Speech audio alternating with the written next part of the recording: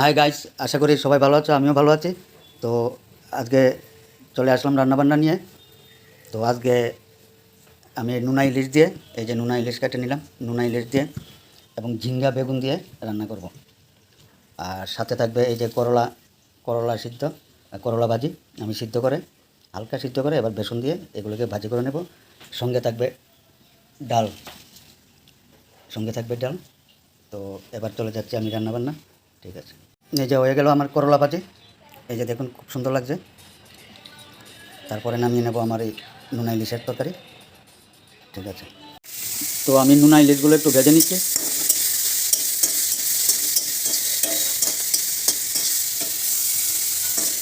হালকা লাল লাল করে একটু ভেজে নিয়ে তারপরে দিয়ে দেবো একটু পেঁয়াজ,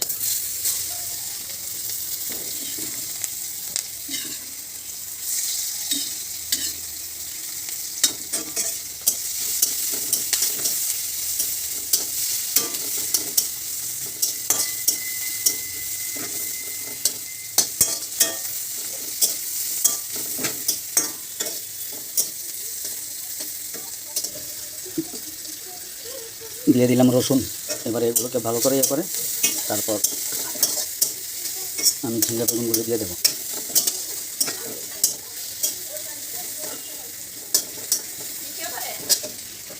এই যে দিয়ে দিলাম আমার সবজিগুলো।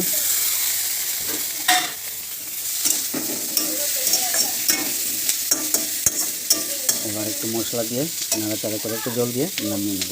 তো হয়ে গেল, দেখেন আমার ইয়া নোনা ইলিশের তরকারি, নোনা ইলিশ ঝিঙ্গা বেগুন দিয়ে এবং ডাঁটা দিয়ে ডাল, করলা ভাজি, নোনা ইলিশের তরকারি আর ডাঁটা দিয়ে ডাল দিয়ে। তো আজকের ভিডিও এতটুকু, আবার দেখা হবে পরবর্তী ভিডিওতে। যদি ভালো লেগে থাকে তাহলে লাইক শেয়ার করবেন। ধন্যবাদ সবাইকে।